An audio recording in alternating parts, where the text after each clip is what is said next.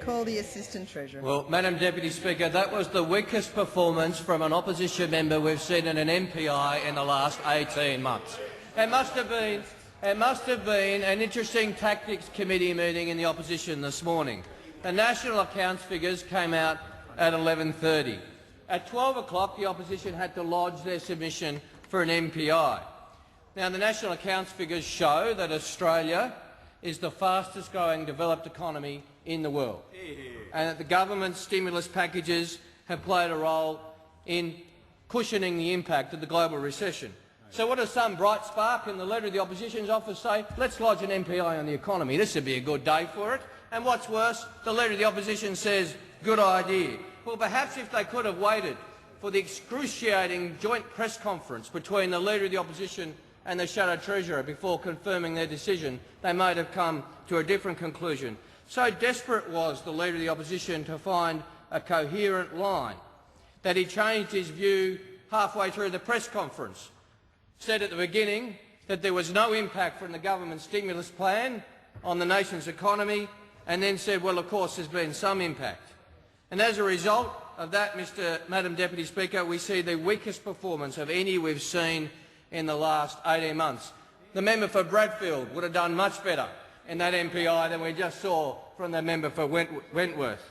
But let's remind ourselves of the economic narrative from the opposition, as much as there's been one. There's been lots. But let's remind ourselves of the economic narrative as best they've been able to settle on it. They say the government's economic strategy isn't working. They say that the stimulus packages haven't fed into growth and jobs. They say, and they've said it on several occasions, the honourable gentleman, the member for North Sydney, said it, his leader has said it, there's nothing to show for the stimulus packages. They say we've gone into debt and deficit and there's nothing to show for it. Well, Madam Deputy Speaker, their entire argument lies in tatters today. Lies in tatters today, mugged by the facts.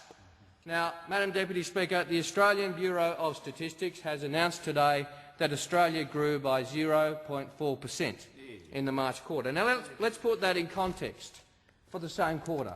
The United States contracted by 1.5%, Japan by 4%, Germany by 3.8%, France by 1.2%, the United Kingdom by 1.9%, Italy by 2.4%, and the OECD on average 2.1%.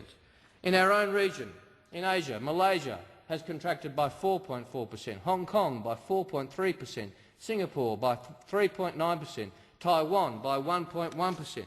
Of the 22 nations in the OECD that have reported for the March quarter, 20 have reported negative growth.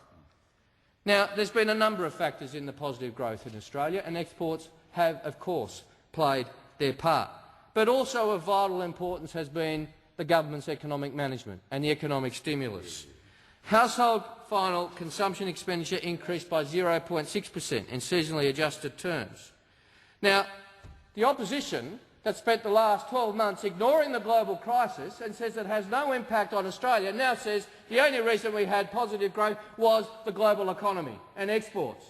They ignore the global economy for 12 months, and today, as they cast around, flail around, looking for a coherent line of defence, they say, it's the world economy. Now, the Leader of the Opposition said this morning in his excruciatingly embarrassing press conference, I actually had some sympathy for the Leader of the Opposition trying to defend the indefensible this morning. It was excruciating. He said, the fact is that every economist, every economic writer in this country will be making the same observation that Joe and I have made here today, which is that the biggest factor has been the overwhelming contribution from net exports. Let's see how they're going. And the Shadow Treasurer says it's true. Let's see how they're going. He said that a couple of hours ago. Let's see how that prediction is coming along. Michael Blythe, the chief economist of the Commonwealth Bank, said, and I quote, "This reflects the strength of consumption in the first quarter, helped by the government stimulus packages, and net exports again also contributing." So a balanced view, and a balanced view, net exports and the government stimulus package. Craig James, the chief economist at the Commonwealth at the ComSec, said much of the credit for Australia's and the Shadow Treasurer says, "Oh, ComSec.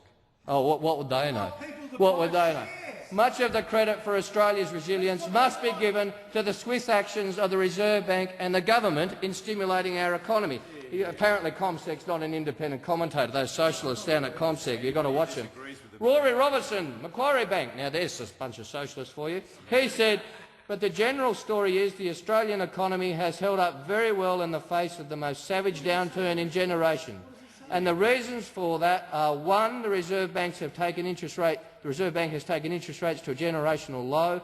Two, the government has been more aggressive than ever in supporting the economy through expansion. So that's Macquarie Bank. And then we have Su Ling Ong from RBC Capital Markets. So it clearly looks like the fiscal stimulus and the monetary stimulus have boosted disposable income and helped growth in this quarter. So we had the Leader of the Opposition this morning, a couple of hours ago, say every economist, every economic writer in the country is going to agree with us. Their prediction was wrong before he said it, but it was certainly shot out of the water within hours of him saying it. So again we see the Leader of the Opposition's economic credibility in tatters. Now, here's a fact.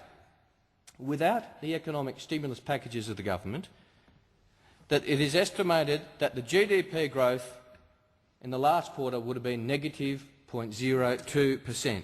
So if the Leader of the Opposition and the Shadow Treasurer were in charge, we'd have Australia in official recession. Well done, Joe. Well done, Joe. Australia in official recession. So the Opposition wants us to believe, on the one hand, that it's all down to the world economy, that the government's actions can have absolutely no impact on economic growth over the last quarter. But when it suits them, they say Australia, of course, should be doing much better than the rest of the world, and of course we should, and of course we are, Madam Deputy Speaker. Now, the Opposition has chosen to throw their economic credibility to the wind.